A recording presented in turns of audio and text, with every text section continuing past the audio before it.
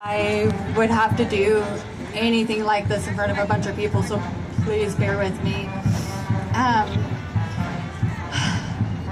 The world I once knew of seems so far away, and with my third Mother's Day approaching without my eldest daughter, I am grasping for any resemblance of what that once was.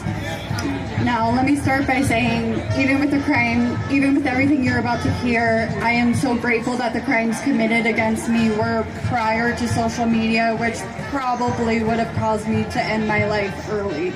If I could have seen the adults that I thought were safe at school displaying so many red flags publicly, blurring the lines so consistently, I'm not sure I would have felt like there was any hope in being saved from the sex-focused childhood I had. Again, my name is Tasha. I'm the Moms for Liberty Kitsap County Moms for Libraries coordinator.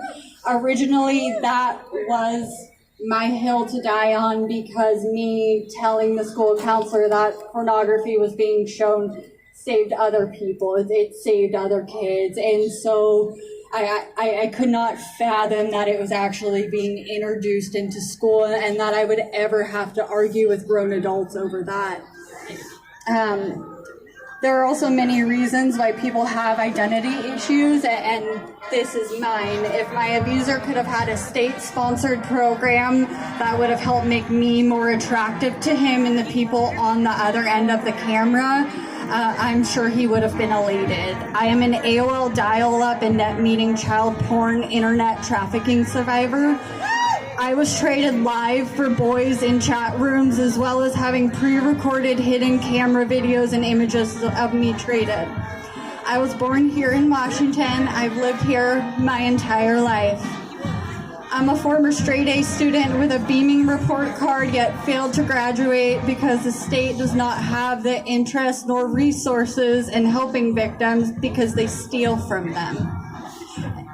Even with me utilizing the mandated reporters at school for years, I was being threatened with my life and others. I only felt safe enough to speak in code to say hopefully just enough that some adult would do their job and save us.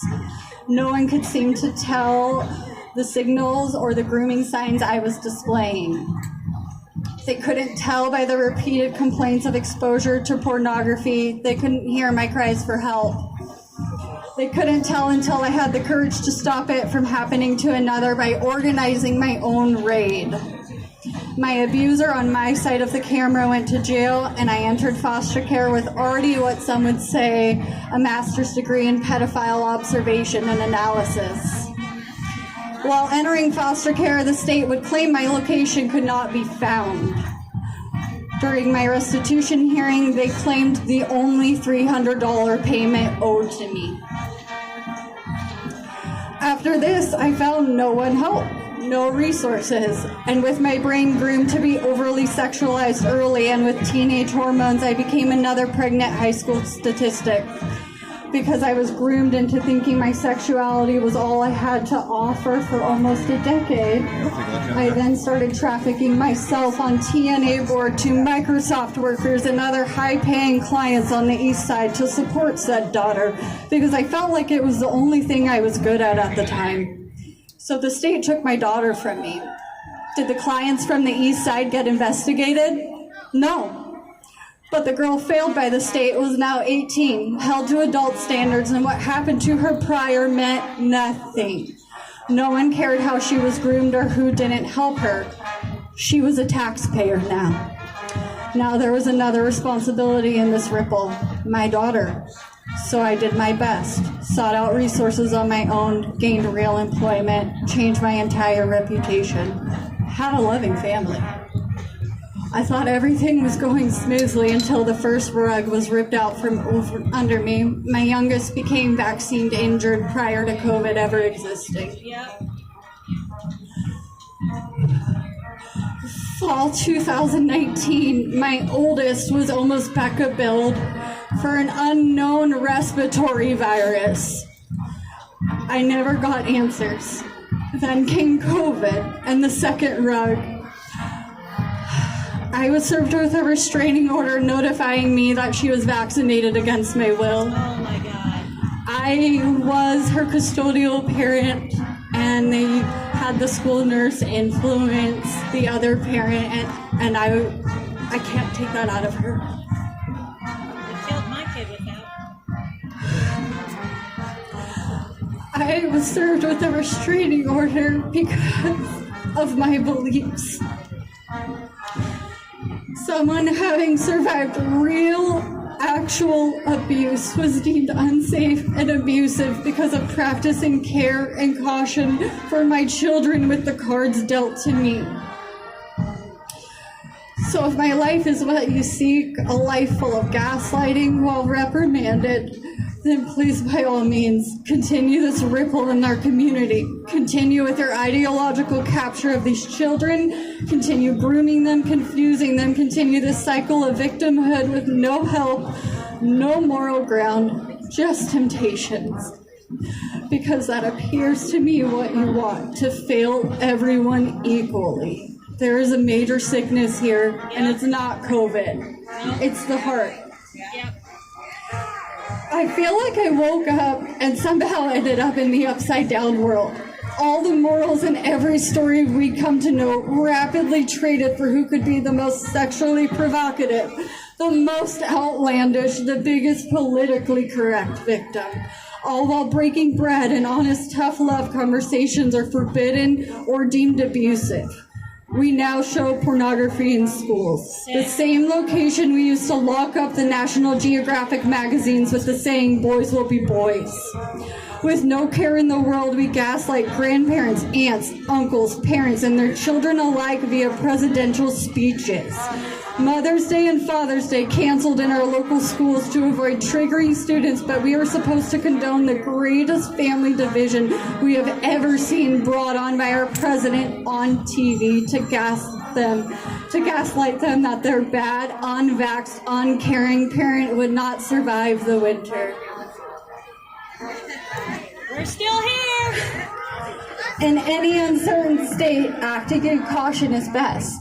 As a survivor, this tactic kept me safe previously, but I was not allowed as a survivor mother to gift that cautious knowledge to my eldest. And now I sit by the window and pray she will survive whatever's inside of her, so I can see her beautiful face heading up my driveway once more. I wish I could take the controversial shot out of her and put it in my body, because I'm her mother. And I would do that.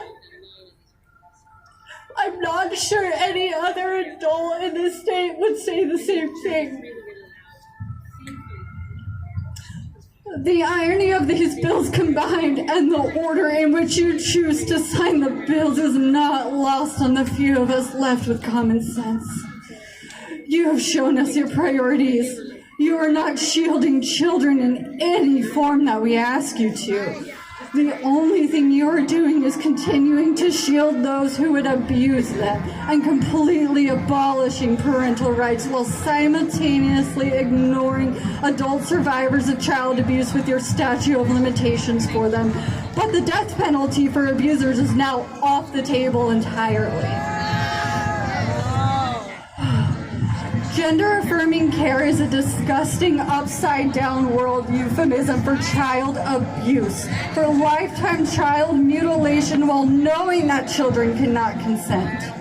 When you continue to give slaps on the wrist for cases like mine, or the infamous Rick Allen Jones case and the many other child porn and child sexual abuse cases, when you provide free transportation to the east side for the minors you are grooming via your Orca card program, Chromebooks, porn in schools, when you encourage secrets, when you ignore the word groomer, and clinical grooming steps that are meant to help victims and community members with prevention education, well then it quite literally feels like the fox is guarding the hen house.